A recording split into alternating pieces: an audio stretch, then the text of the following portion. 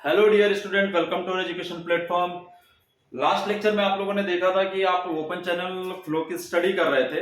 उसी में आप लोगों ने मेजरमेंट देख लिया था कि किस तरह से मेजरमेंट करेंगे आप ओपन चैनल में जो वेरियस टाइप के सेक्शंस होते हैं उनका आप कैसे मेजरमेंट करेंगे। डिस्चार्ज हो गया, वेलोसिटी हो गया। चलिए आज हम इंपॉर्टेंट पैरामीटर देखते हैं। स्पेसिफिक एनर्जी क्या होती है ना, नोट कीजिएगा, टाइम वेस्ट नहीं करेंगे हम बिल्कुल भी। स्पेसिफिक एनर्जी ऑफ चैनल बहुत इंपॉर्टेंट है, आप लोगों को ये समझना जरूरी है। स्पेसिफिक एनर्जी ऑफ चैनल देखिए, जैसे कि आप लोगों ने बर्नौली इक्वेशन पढ़ा था कि उसमें क्या था कि तीन हेड्स आपके पास अवेलेबल थे, potential head, kinetic head and your pressure head, right.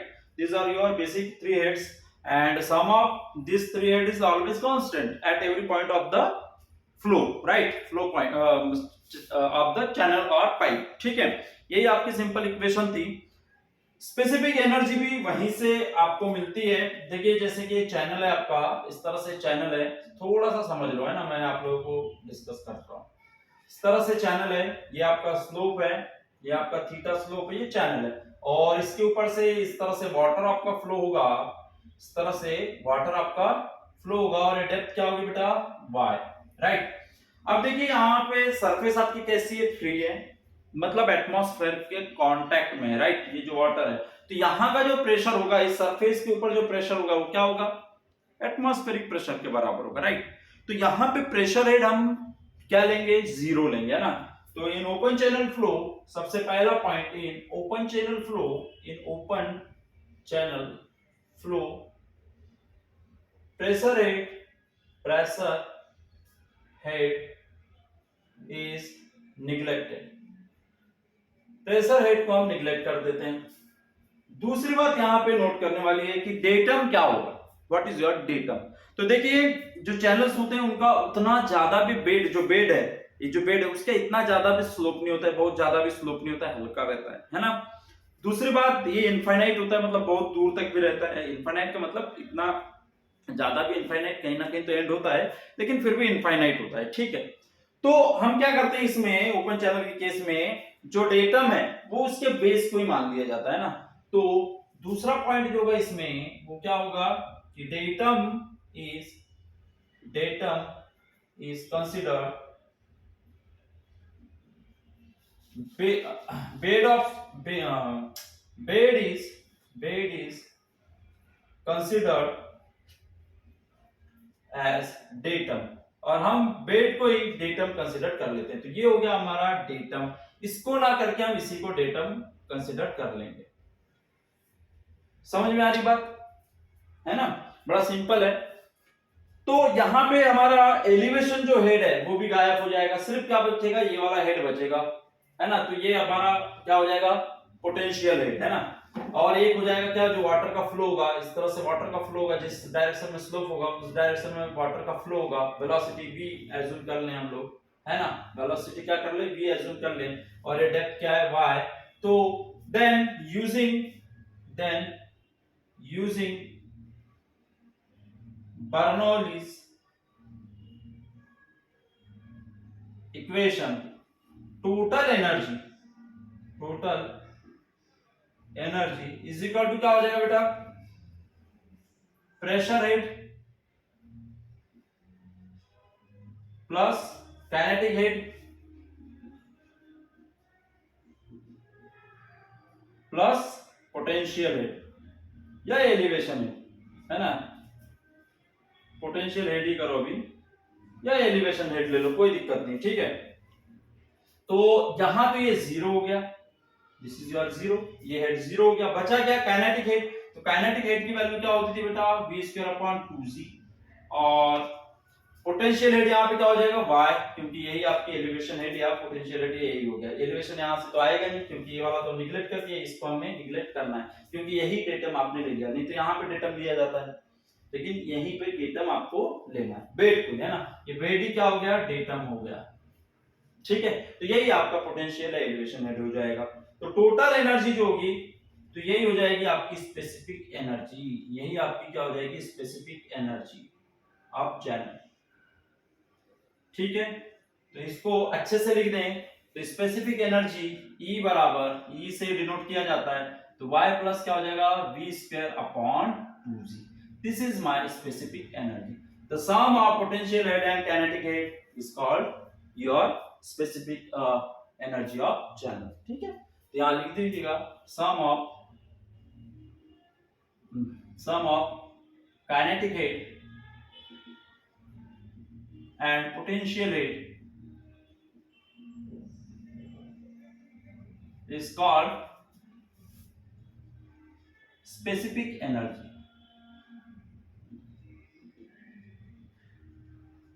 कोई दिक्कत, एनी प्रॉब्लम? कोई प्रॉब्लम नहीं होनी चाहिए, राइट। अब देखिएगा डिस्चार्ज इक्वेशन क्या होती है बेटा आपकी।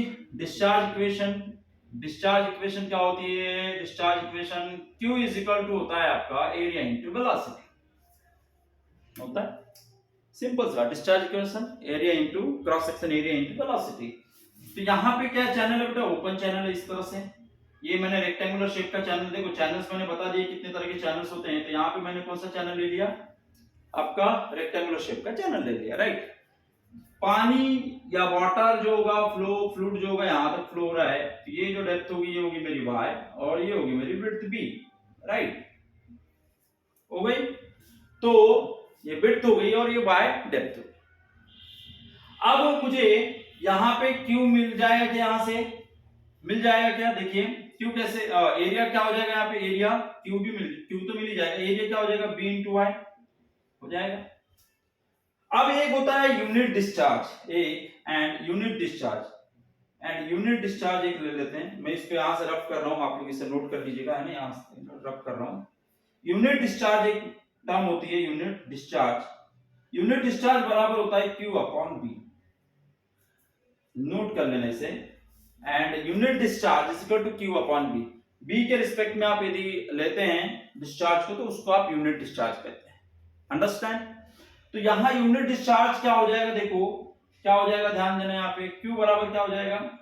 Q अपॉन B कर दो। इसको हम Q से डिनोट करते हैं, इसको ध्यान देना, इसको हम Q से, स्मॉल q से डिनोट करते हैं Q अपॉन B को, है ना। तो इसके इक्वल क्या हो जाएगा बेटा? Area into velocity upon B।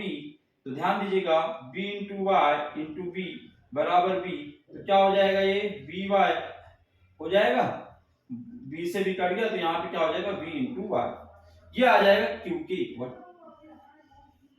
तो यूनिट डिस्चार्ज ये किस शेप का है बेटा? ये रेक्टेंगुलर शेप है ना, रेक्टेंगुलर चैनल के लिए डिस्चार्ज क्या हो जाएगा? Unit discharge V into y, ठीक है। और यूनिट डिस्चार्ज के स्मॉल q से डिनोट करते हैं। मैं ये क्यों बता रहा हूँ भी समझ में आ जाएगा, ठीक है। आप लोग इसे इसके बाद ये लिखिएगा, वीडियो को पॉज करके आप लिखिएगा, मैं इसे क्लीन कर रहा हूँ, ठीक है, ध्यान दीजिएगा। तो अब हमारे पास क्या मिल गया बेटा? यूनिट डिस्चार्ज मिल गया कि क्या होता है Q, है ना, समझ में आ गया होगा। The ratio of total discharge and width of channel, इनका रेशियो जो होगा वही क्या होगा? आपका यूनिट डिस्चार्ज। तो नाउ स्पेसिफिक एनर्जी E बराबर क्या हो जाएगा? तो Y प्लस, देखिएगा V स्क्वायर की जगह मैं क्या लिख सकता हूं, ध्यान दीजिएगा। यहां से V बराबर क्या मिलेगा? देखिए इतना शॉर्ट में कर रहा हूं, है ना। V बराबर क्या मिल जाएगा बेटा? Q अपॉन A मिल जाएगा, है ना। तो Q अपॉन A मिल गया, तो मैं यहाँ पे Q अपॉन A का स्क्वायर कर सकता हूं, क्या V स्क्वायर है तो डिवाइड बाय कितना बेटा? 2G, है ना। देखो ध्यान दो यहाँ पे। तो y प्लस क्या हो जाएगा? ये Q square upon A square into 2G हो जाएगा। अब मैं क्या कर रहा हूं, ध्यान देना, y Q स्क्वायर अपॉन ये क्या हो जाएगा? एरिया बराबर क्या होता है? By, है ना। तो B इंटू वाई का स्क्वायर इंटू क्या हो जाएगा? 2G, ठीक है। तो यहां से मैं इस वेलोसिटी को लिख देता हूं, वेलोसिटी बराबर क्या हो जाएगा? Q अपॉन A, है ना। तो वही टर्म मैंने यहां यूज कर ली। अब एरिया बराबर B इंटू वाई आपके पास है, ठीक है। तो देखिए यहां से सिंपल क्या हो जाएगा?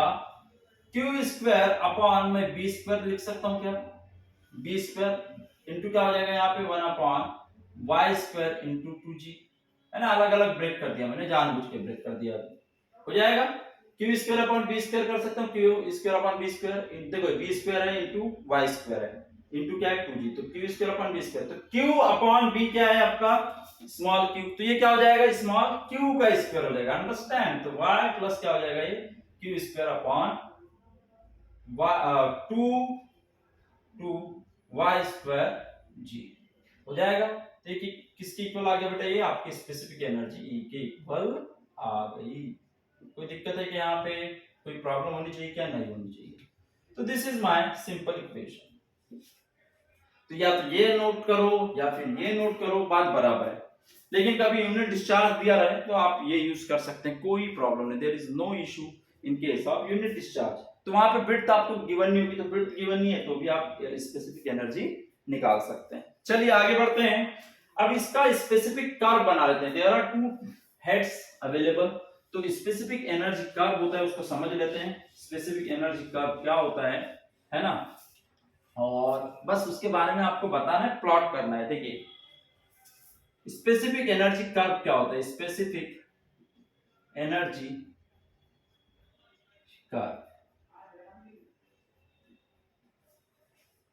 क्या होता है, एक लाइन पे आप लोग स्पेसिफिक एनर्जी लेके चलते हैं, दूसरी लाइन के ऊपर आप डेप्थ लेके चलते हैं, तो डेप्थ वर्सेस स्पेसिफिक एनर्जी का जो रेशियो है, जो प्लॉट है ना, तो depth versus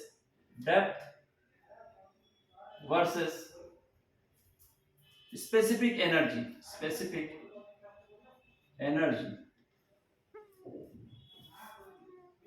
diagram is called specific energy का। देखो सिंपल लैंग्वेज में मैंने बताया ना, डेप्थ वर्सेस स्पेसिफिक एनर्जी का जो डायग्राम होगा इज कॉल्ड स्पेसिफिक एनर्जी का, ठीक है, नोट कर ले इसे।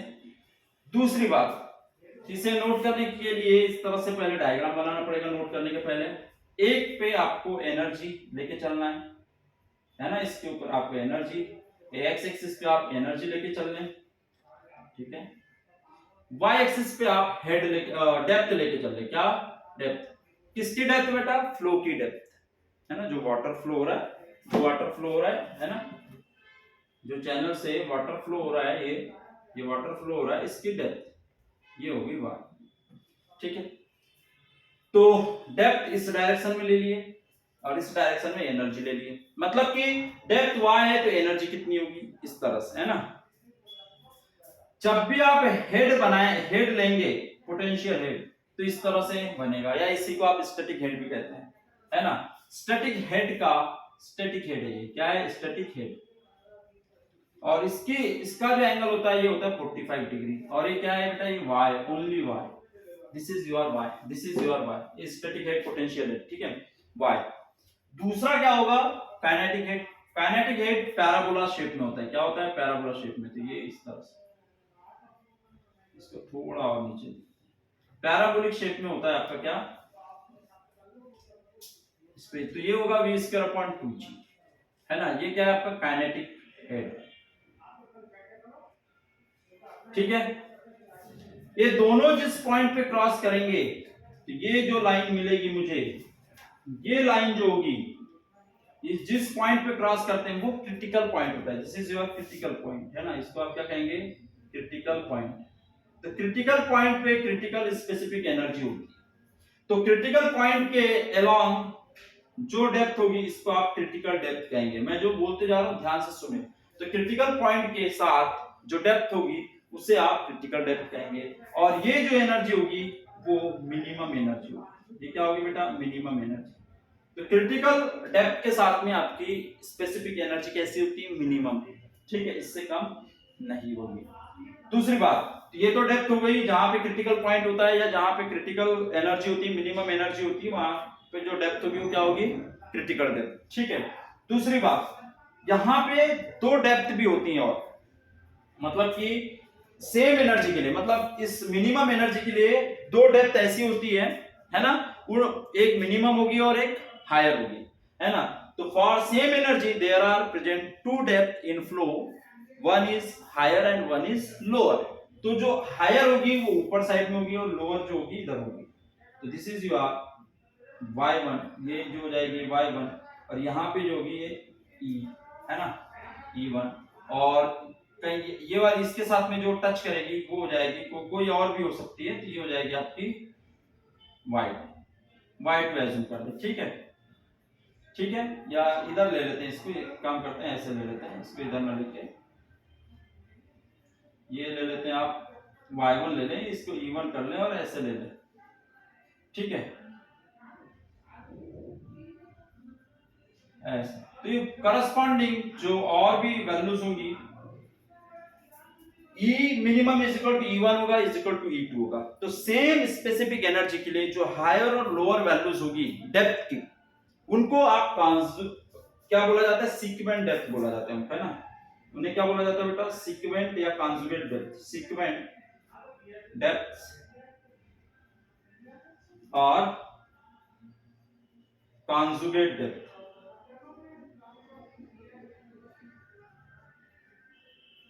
ठीक है। तो उनको आप क्या कहेंगे, कॉन्जुगेट डेप्थ कहेंगे। तो चलिए मैं एक एक पॉइंट यहाँ पे लिख दे रहा हूं, आप लोग नोट कर लीजिएगा ताकि आप लोगों को कोई भी प्रॉब्लम ना हो, है ना। तो यहाँ पे क्या करेंगे, काइनेटिक हेड इज पैराबोला, कैसा होता है, पैराबोला होता है बेटा, है। दूसरा पॉइंट जो है यहाँ पे, potential static head is linear with angle, कितना एंगल है, एंगल कितना बेटा 45 का एंगल बनाता है, याद में रखना। विद हॉरिजॉन्टल के साथ में कितना एंगल बनाया है, देखो हॉरिजॉन्टल लाइन के साथ में कितना एंगल बनाया है 45 का, लीनियर होता है, ये एकदम परफेक्ट है, ठीक है, यहाँ पे कोई डाउट नहीं, क्योंकि लाइन की इक्वेशन है होती है, देखिए लाइन की इक्वेशन है, y क्या है, y e बराबर y, ये क्या है लाइन की इक्वेशन, और एक क्या है e बराबर क्या v स्क्वायर अपॉन 2g, तो देखिए स्क्वायर आ गया, मतलब ये क्या होगा, पैराबोला। अंडरस्टैंड, सिंपल समझने की बात है, ठीक। तीसरा पॉइंट क्या होगा, eight critical point specific energy is minimum, कैसी होगी, मिनिमम, ठीक है। उसके बाद में for minimum energy there are two depths, y1 and y2, one is lower, ये लोअर है ना, लोअर मतलब कम, and other is higher,